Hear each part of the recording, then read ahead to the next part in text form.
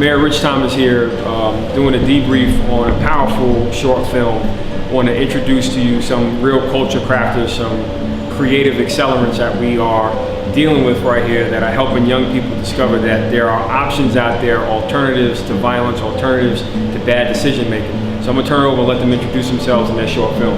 Hello everyone, my name is John Palomino. I'm an actor and filmmaker. I wrote and directed the short film Man of the House, which is based on the day my father committed suicide. My name is Tracy Wilder. I'm an actor, voiceover artist, and a producer. And I am in Man of the House, and we've been working very diligently together to get the word out of mental illness and getting help for everyone who wants it and needs it. My name is Richard Sanchez. I'm also an actor in the film Man of the House. I'm also a recording artist, and we took the time to put together a film that we thought would leave the message to the youth, and also, pretty much any age range that is not informed enough about the potential of how serious suicide could be, and also to bring forth the message of suicide awareness as well. So I'm going to ask that you guys just come over here for a minute, and I just want to get a quick reaction. There's been a lot of discussion about hip hop and masculinity. You heard Jay-Z come out with a new album, and he's talking about economic empowerment and consciousness. You're hearing other leaders like Sean P. Diddy Combs, who's grew up here in Mount Vernon, doing more philanthropic, more social impact initiatives around education. This seems to be a trend of a generational consciousness that's awakening. What's your reaction in the context of you have a short film dealing with a very private and personal issue? Now you're among these various discussions going on in a community of color that's really searching for a way forward. So how do you see yourself in your short film playing a role to create more consciousness? You know what, I think as you get older and you mature, you realize what's important, what really matters. Cars and money and all of that is cool, but there's nothing like family. And if you have a family member or a friend that you consider family that's dealing with depression or have these thoughts of suicide, to see them gone is going to kill you. It's going to hurt you so bad to the point where now, at least for me, I became just this advocate for suicide and depression. There's people that tend to hold on to their feelings, not really know how to express themselves. And I think we're in an age now where like expressing yourself and just keeping it all the way real is what's popping. And I think that just comes with maturity and just growth. If you're still young-minded, then you're still gonna have those thoughts of like things that really don't matter, materialistic things. But as you get older, you realize what's important and what matters, and helping people is one of that. And with this film, I really didn't know what impact I was gonna have with the film, but I realized that it's leaving just a strong message, and that a lot of people are relating to it because they unfortunately know someone that has dealt with suicide or has been depressed. But I think overall it just comes with maturing and growing up, where you realize what's important, what really matters. Well, one of the songs that comes to mind is Walk Alone by The Roots, where Black Thought talked about walking in the shoes of a man with a broken leg and being held to a standard that's really too hard for that one person to really achieve based on the situational setback that they have, a broken leg. And if you think of our generation as ones having healed after having a broken leg, now being told you have to run and catch up to a generation of people that had advantages, that didn't have the socio-economic challenges that communities of color, particularly inner city communities, urban communities have. So what's your reaction to when you grew up going through this real tough challenge as a family unit, how difficult it was knowing that in the 80s, 90s, the odds in the situation was stacked against. Now today you have a situation to balance that equation out and create a level playing field for young people. What's your reaction now to being in that position?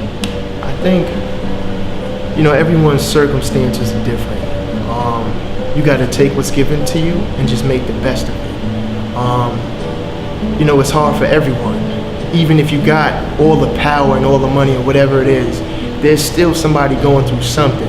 I think it really just comes down to your support group and you as an individual. You know, you may have had less than the next person, but it takes you and your willpower and your strength to have just as much. You know, life is hard. It's far from easy. So you got to sometimes you got to make opportunities for yourself. And you know what? That's what I did with this film. You know, I took a film, you know, my story, and then I made it this powerful thing. And I mean, I came from nothing, and like now, you know, we out here telling the story and changing lives and educating people. I think being an advocate in a situation in this day and age where even our leaders, for the most part, you know, the artists like you mentioned, Diddy and Jay-Z, I think with them being the term woke, you know, that's the term that's being thrown around now is woke. I think that them taking that responsibility to now go from stop buying bottles of Cristal to start putting that into proper investments that's going to accrue some type of profit in the long run, telling that to the kids, like how we had the opportunity to tell the kids about suicide prevention. I think that's a major step, and being in an opportunity to be advocates, to speak for that, to inform kids about what they may not know or learn or grasp in the course of a regular school curriculum. I think that's powerful. That's a big responsibility to have. Not to say that it's overbearing. That's just a great feeling to know that what you put out in the world is going to eventually change and could possibly shift an entire culture to something more positive and break the stigma of what we've all been going through. I'm Hispanic, right? You know what I mean? So I don't really suffer as much as a darker-skinned person in terms of the discrimination. You know, call it what it is. But I've seen my fair share. You get what I mean? So to be an advocate, to speak to kids and let them know, hey, you know, it's cool to have fun, but the main goal is to achieve something better for the culture, for our people, for your family and your community, your neighborhood, and your city, then your town, then your district, then your state. That's major. So, you know, when you see, like when you ask the immediate reaction, I think it's dope. I think honestly the only word to say is dope. To relate to hip hop is dope. It's major. It's major. So I guess, you know, final question. Second chances, overcoming obstacles. What's the recipe for survival? Strong will. Yeah, you know what? Again, like going back to what I was saying, no one has it easy. No one has it easy. It takes you and your willpower to become something great, to get over whatever it is that you're dealing with. It really depends on you. I don't think there's a real definition or a real reason